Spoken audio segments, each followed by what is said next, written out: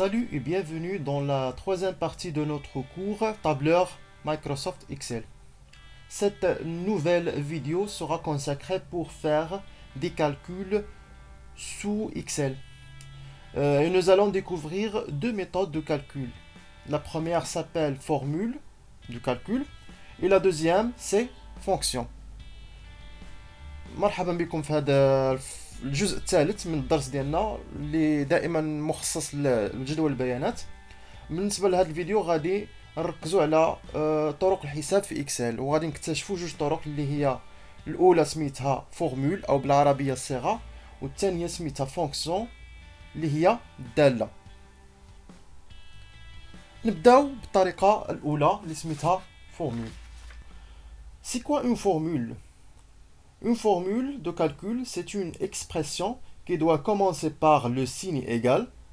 Ensuite, sans laisser d'espace, placer une valeur, c'est-à-dire un chiffre par exemple, ou une référence suivie d'un opérateur.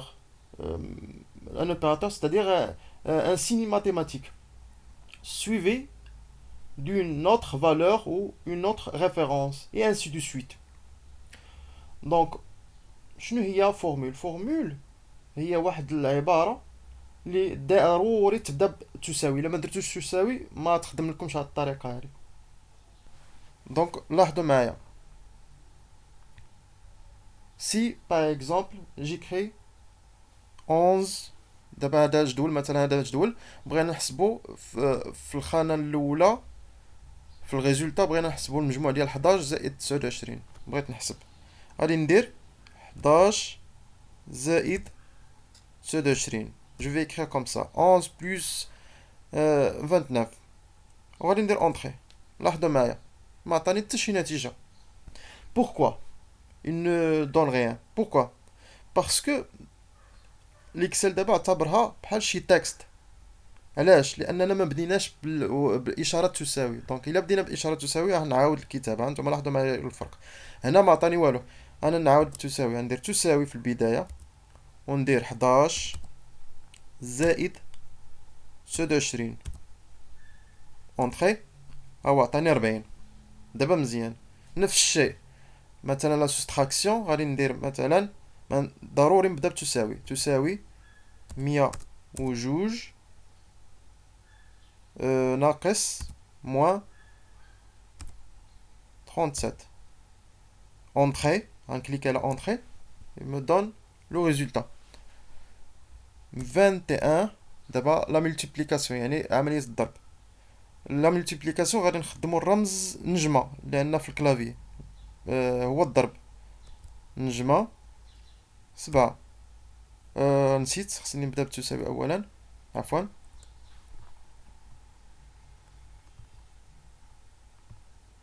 تساوي دائما والعبارة ديالنا 147. دونك تساوي 72. دابا ندير لا ديفيزيون يعني قسمة ديفيزي باغ 8 me donne 9. دابا مزيان. ولكن ممكن نخدمو لي ريفيرونس، يعني في بلاصه ما نشدو الارقام، مثلا في بلاصه ما نديرو تساوي ونشوف 11 نكتب 11 29 نديرو لي ريفيرونس. علاش؟ غتكون حسن. علاش؟ لان لاحظوا معايا هانتوما دابا لقينا 40. لاحظوا معايا الا غيرت شي رقم، الا غيرت 11 ودرت 20 40 كتبقى ثابته. فوقاش غادي نلقاو مشكل هنايا؟ الا كان عندي بزاف المعطيات وبدلت انا المعطيات، النتائج كلهم يبقاو ثابتين، ما يمكنناش نغيروهم او ما غاديش يتغيروا بوحدهم. دونك باش نحلوا المشكل شنو غادي نديرو؟ غنرجع بعدا 11. دونك دائما كتبقى النتيجه 40. شنو غادي ندير؟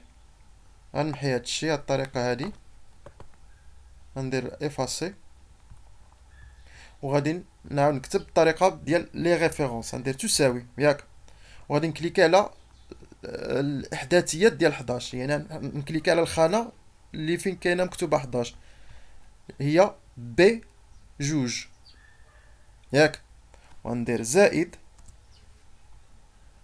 الخانه فين كاينه 29 شنو هي؟ او لادغيس ديالها هي دي جوج، هي عطاتني 40.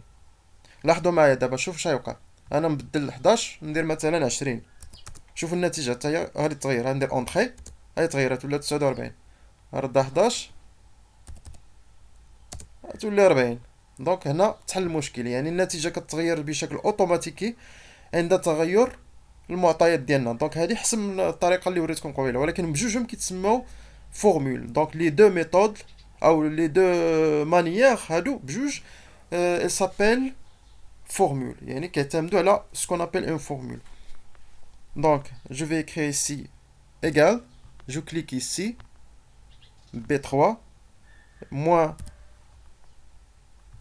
D3 égale 65. Donc ici, de la même façon, je vais écrire,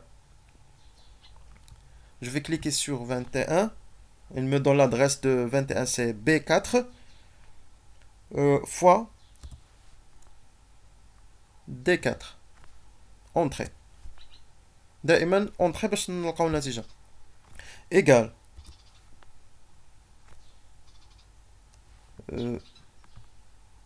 B5 fois نكليكي هنايا غتعطيني D5 entrée النتيجة. دونك دابا عفوا غلطت هنايا، ماشي مضروبة، درت كلشي مضروبة وقيلا.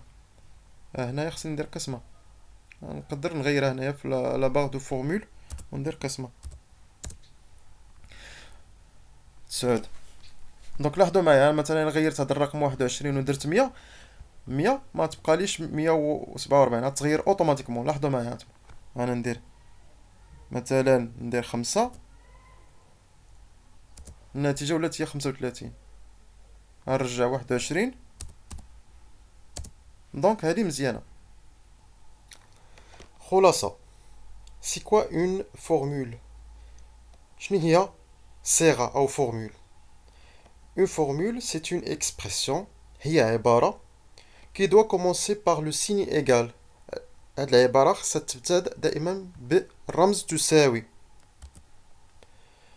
Ensuite, sans laisser d'espace, placer une valeur ou une référence. يعني مباشرة من بعد تساوي خصنا نديرو إما الرقم، مثلا هنا عندنا 11، غندير إما 11 أو ندير لا ريفيرونس، يعني لادريس ديالو هي بي جوج، جاي في بي جوج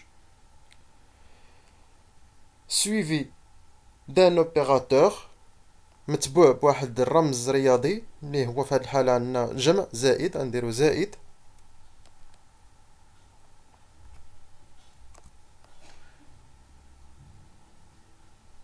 suivi d'une autre valeur ou une autre référence، يعني متبوع برقم آخر اللي هو هنا في هاد الحالة هو 29 أو بلا ريفيرونس، يعني إما نكتب 29 أو نكتب لا ريفيرونس ديال 29 اللي هو دي جوج، يعني 29 جاية في العمود دي وفي سطر جوج اي انسي دو سويت. يعني الا كانوا عندي بزاف الاعداد، مثلا 11 زائد 29 زائد 50 زائد 16، نقدروا نكملوا بنفس الطريقه هكذا، العدد او لادريس زائد العدد او لادريس زائد العدد اي انسي دو سويت. وفي النهايه كنديروا اونطري باش كتبان لنا النتيجه. On passe maintenant à ce qu'on appelle une fonction de calcul. ندوزو دابا نشوفو شنو هي الدالة اللي نستخدموها للحساب أو الطريقة الثانية للحساب في إكسل. Une fonction est une formule prédéfinie. الدالة هي عبارة عن واحد الصيغة اللي ديجا مصاوبة أو معرفة من قبل، كاينة في إكسل مصاوبة، qui effectue une opération particulière. هاد الدالة كتعطينا أو كتقوم بواحد العملية معينة. نعطيكم مثال، نديرو فيو جديدة ونسميها إكزامبل 4. إكزامبل 4. ألوغ تخيلوا معايا أنه عندي هاد الأعداد التالية.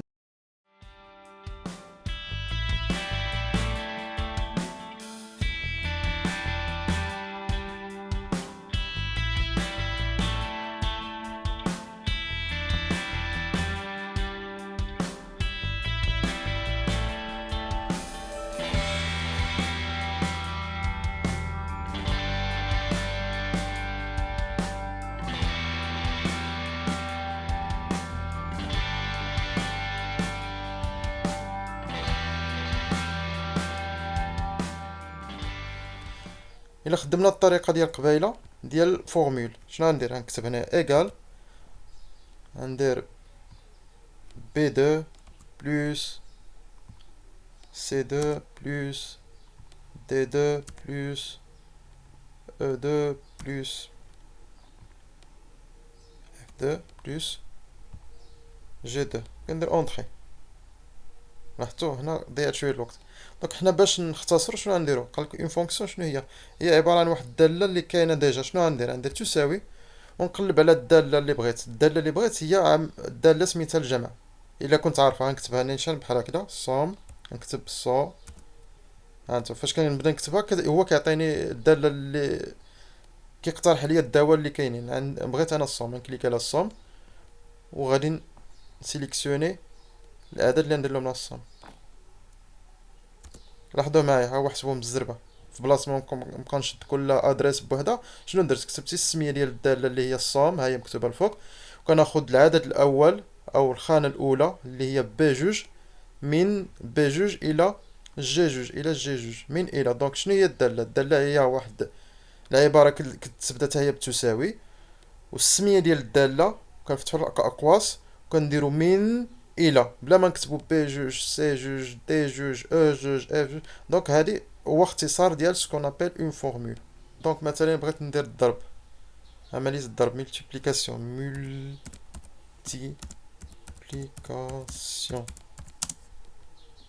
ملتيبليكاسيون بالنسبه للاكسل الداله ديال الضرب سميتها. دونك هنا ما عرفتش انا الداله الضرب. الداله الضرب نقلب عليها هنايا. دونك اما الا كنت عارفها نكتبها بحال اللي درت قبيله في الصوم، الا ما كنتش عارفها غادي نمشي لهنا هاد لاباغ ديال فونكسيون ندير تساوي بعدا، غنمشي لهنا فونكسيون كليكي هنا ونقلب على شي حاجه اللي عندها علاقه بالضرب. كليك نختار ماط. عندي هنا بزاف العمليات، كاين العمليات اللي عندهم علاقه بالتاريخ بالماط بالاحصاء ايتترا. غنمشي للماط ونقلب على عمليه الضرب اللي هي برودوي. اوكي برودوي، وغادي نقول له من الى، من العدد الاول اللي كاين في بي جوج حتى العدد الاخر اللي كاين في جي دو. اوكي عطاني عدد كبير. بغيت ندير، المهم هادو هما العمليات. يمكن ندير بزاف د العمليات. مثلا بغيت ندير لا موين، معدل لا موين. شنو هو لا موين؟ كيفاش كيتحسب؟ هو المجموع مقسوم على العدد ديالهم. ممكن نديروه بلي فورمول ساهل بحال اللي درنا قبيله، نديرو تساوي ونشد المجموع ديالي هو هذا ديالهم المجموع، ونقسمو على ايش؟ على العدد ديالهم. شحال هو العدد ديالهم؟ عندي واحد جوج ثلاثة أربعة خمسة ستة، ستة الأعداد نقسم على ستة. أولا ندير تساوي، يعطوني نفس النتيجة. ندير تساوي ياك، وندير ونكتب كلمة موين، هو معدل موين، ونختار العدد اللي غندير له موين اللي هما هادو بستة بيهم، وندير اونطري. عطاوني نفس النتيجة، فقط هذه مكتوبة بلي فورمول وهذه مكتوبة بالطريقة ديال لي فونكسيون. كنتمنى تكونوا فهمتوا هذا الدرس، وموعدنا في المقطع الرابع اللي غادي نهضروا فيه على المبيان لي غرافيك، وكذلك على l'adressage relatif et absolu. إلى اللقاء.